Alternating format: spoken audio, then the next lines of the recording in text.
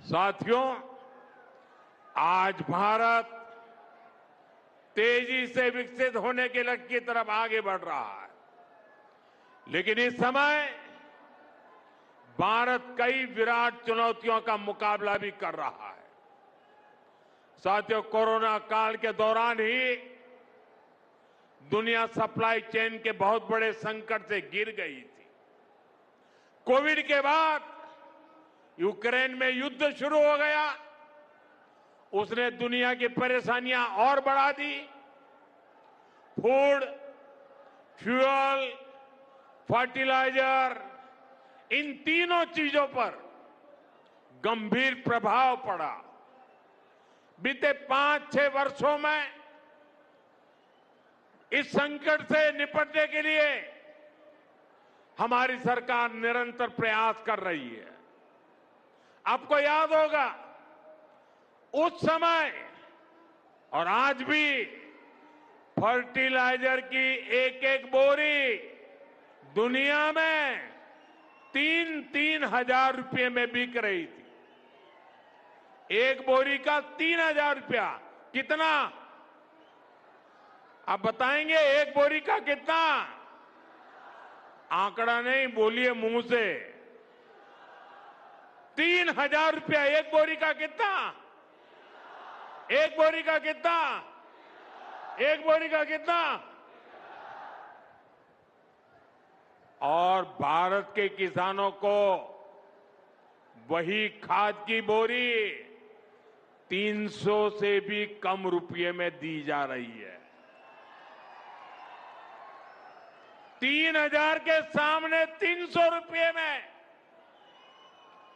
Supply chain की इन मुश्किलों के बीच पिछले 2 महीने से हमारे पड़ोस में ही इतना बड़ा युद्ध चल रहा है।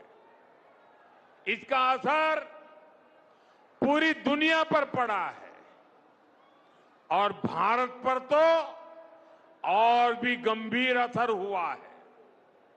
साथियों, भारत के पास बड़े बड़े तेल के कुएं नहीं है। हमें अपनी जरूरत का पेट्रोल, डीजल, गैस, ये सब बहुत बड़ी मात्रा में दुनिया के दूसरे देशों से, बाहर से मंगाना पड़ता है। युद्ध की वजह से पूरी दुनिया में पेट्रोल, डीजल, गैस और फर्टिलाइजर के दाम बहुत अधिक बढ़ चुके हैं, आसमान को भी पार कर गए हैं। अड़ोस पड़ोस में देशों में क्या हाल है वो तो अखबारों में आता है। भारत सरकार इस युद्ध के पिछले 2 महीनों से देशवासियों को इस संकट से बचाने के लिए लगातार प्रयास कर रही है। नागरिकों पर बोझ न पड़े, इसके लिए सरकार सारा बोझ सरकार खुद अपने कंधे पर उठा रही है। लेकिन साथियों, जब सप्लाई चेन पर संकट लगातार बना रहे तो हम कितने भी उपाय कर लें, मुश्किलें बढ़ती ही जाती है। इसलिए अब देश को सर्वोपरि रखते हुए, मां भारती को सर्वोपरि रखते हुए हमें एकजुट होकर के लड़ना होगा। हमें याद रखना है, देश के लिए मरना ही सिर्फ देशभक्ति नहीं होती है। देश के लिए जीना और देश के प्रति अपने कर्तव्यों को निभाना, वो भी देशभक्ति होती है।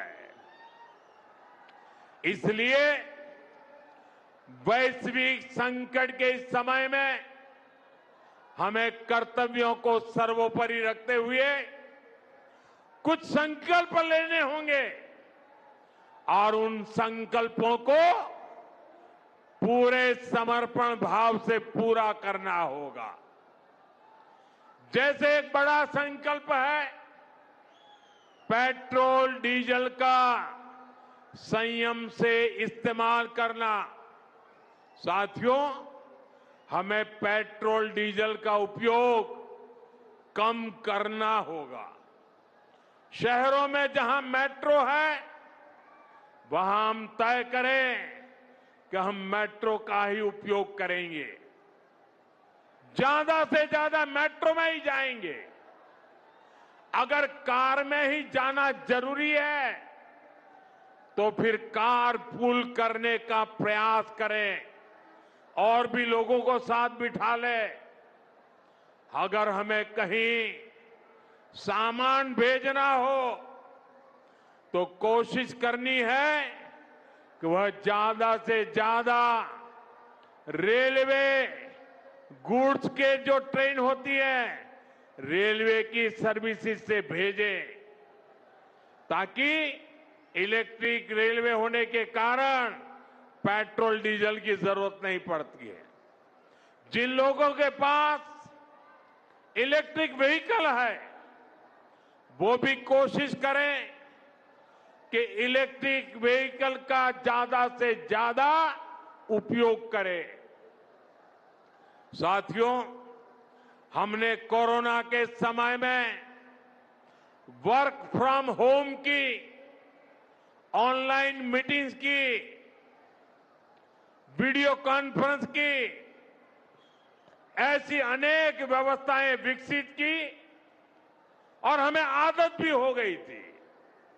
आज समय की मांग ऐसी है कि उन व्यवस्थाओं को हम फिर से शुरू करें तो वो देश हित में होगा। Work from home, online conferences, virtual meetings, इनको हमें फिर से प्राथमिकता देनी है। साथियों, आज जो संकट है उसमें हमें विदेशी मुद्रा बचाने पर भी बहुत जोर देना होगा, क्योंकि दुनिया में पेट्रोल डीजल इतना ज्यादा महंगा हो गया है, पहले से कई गुना ज्यादा कीमतें बढ़ गई है।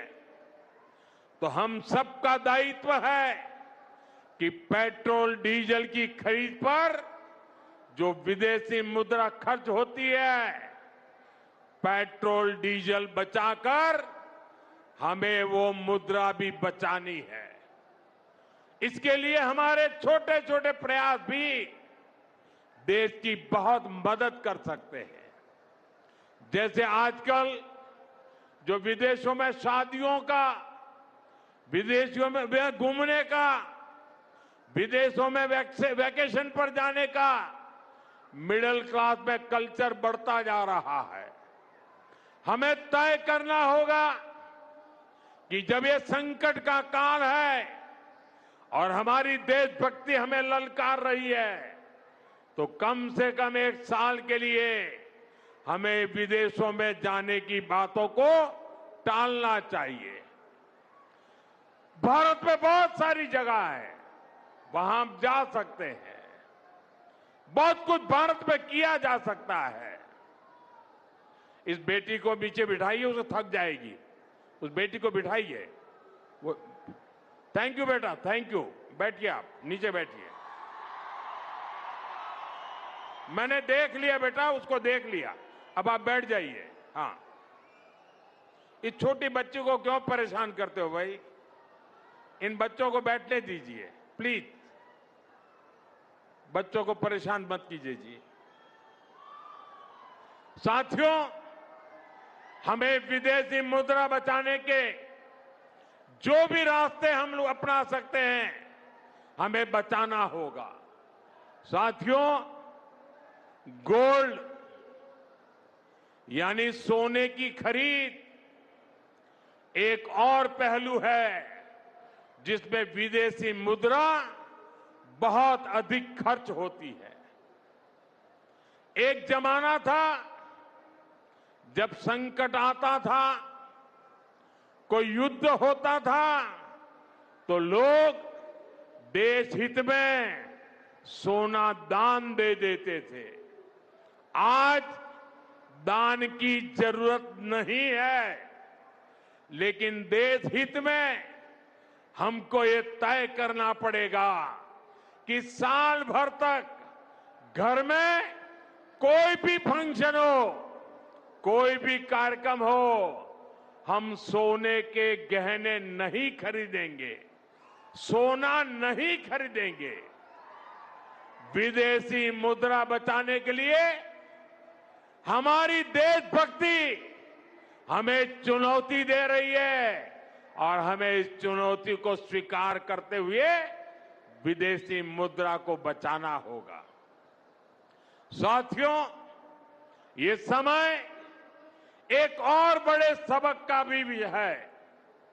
एक समय था जब हम कॉपर एक्सपोर्ट करते थे, लेकिन आज भारत के सामने स्थिति ऐसी बन गई कि अब हमें कॉपर को भी इंपोर्ट करना पड़ता है।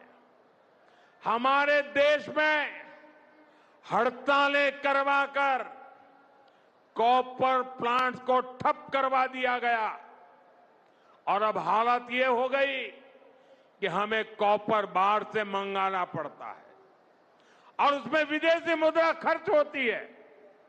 इसलिए मैं ऐसे सभी श्रमिक समूह मजदूर संगठनों से भी कहूंगा कि हमें ऐसी बातों का जरूर ध्यान रखना चाहिए। भारत को आत्मनिर्भर बनने से जो भी कदम रोकते हैं, उनमें हमें दूरी बनानी होगी और जो लोग ऐसी साजिशों में जुटे हैं, उन पर भी कड़ी नजर रखनी होगी। मैं देश की अदालतों से भी आग्रह करूंगा कि ऐसी स्थिति आने पर देश हित में हमें कोई न कोई रास्ता निकालने की तरफ बढ़ना चाहिए। साथियों, ऐसे ही खाने के तेल का भी है। इसके आयात के लिए भी बहुत बड़ी मात्रा में हमें विदेशी मुद्रा खर्च करनी पड़ती है। हर परिवार अगर खाने के तेल में खाने का तेल का जो उपयोग करता है, अगर वो कुछ कमी करे, मैंने बार बार कहा है 10% कम करो। अगर हम तेल खाना कम करें ना, तो भी वो देशभक्ति का बहुत बड़ा काम है। आप देश सेवा में योगदान दे सकते हैं और इससे देश सेवा भी होगी और देह सेवा भी होगी। इससे देश के खजाने का स्वास्थ्य भी सुधरेगा और परिवार के हर सदस्य का स्वास्थ्य भी अच्छा रहेगा। साथियों, विदेशी मुद्रा की खपत वाला एक और सेक्टर हमारी खेती है। हम बहुत बड़ी मात्रा में बाहर से केमिकल फर्टिलाइजर इंपोर्ट करते हैं। केमिकल फर्टिलाइजर खेती के कारण हमारी धरती मां को बहुत पीड़ा हो रही है। हमारे खेत बर्बाद हो रहे हैं।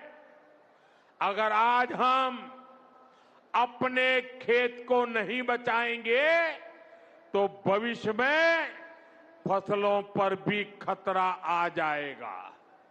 इसलिए बहुत जरूरी है कि हम केमिकल फर्टिलाइजर की खपत 25%, 30%, 40%, 50% उसको घटाए, आधी कर दें और हम उसके साथ साथ नेचुरल फार्मिंग की तरफ बढ़ें। हम फर्टिलाइजर का उपयोग कम करके विदेशी मुद्रा भी बचा सकते हैं और साथ साथ अपने खेत को बचा सकते हैं, हमारी ये धरती मां को बचा सकते हैं। और यह हमें करना ही होगा। आज वैश्विक संकटों से जो चुनौतियां आई है, हमें उन चुनौतियों को परास्त करना होगा। साथियों, भारत सरकार खेतों में डीजल पंप की जगह सोलर पंप की योजना चला रही है। हम खेतों में डीजल पंप की जगह सोलर पंप का उपयोग करने का जोर देना होगा। मैं कोविड काल में भी आग्रह करता था कि हम स्थानीय चीजें खरीदें, वोकल फॉर लोकल के मंत्र को लेकर चले। हम मेड इन इंडिया चीजें खरीदकर भी विदेशी मुद्रा बचा सकते हैं और हमारे देश में स्थानीय उत्पादन की कोई कमी नहीं है। चाहे जूते हो, पर्स हो, बैग हो, हमें स्वदेशी पर बल देना चाहिए। और मैं ये नहीं कह रहा कि जो आपके पास विदेशी चीजें खरीदी हुई है, विदेशी ब्रांड की है, उनको जाकर के फेंक दो, ऐसा मैं नहीं कह रहा हूं। लेकिन मेरा आग्रह है कि नए विदेशी प्रोडक्ट हमें नहीं खरीदने चाहिए। और वाकई हमें कई बार अंदाजा तक नहीं होता कि रोजमर्रा की कितनी सारी चीजें विदेशी हैं जो हम ऐसे ही यूज कर रहे हैं। और साथियों, जब मैं बात स्वदेशी की करता हूं तो लोगों को लगता है कि दिवाली के दिए खरीदो मतलब स्वदेशी हो गया। ये तो भ्रम फैलाने वाली बातें हैं, इससे सफलता नहीं मिलती है। हमें घर के उपयोग में आने वाले सामान की लिस्ट बनानी है। देखना चाहिए कितनी विदेशी चीजें घुस गई है, पता ही नहीं है। कैंची हो, कंघी हो, छोटी छोटी चीजें, टूथपिन, टूथब्रश, कितना सारा सामान विदेश से हमारे घर में घुस गया है। फिर इस लिस्ट से हमें हो सके उतना जल्दी स्वदेशी में बदलना चाहिए। साथियों, ये बातें सिर्फ एक सरकार, एक दल, एक व्यक्ति की नहीं है। ये बीजेपी का भी मुद्दा नहीं है, ये देश का मुद्दा है।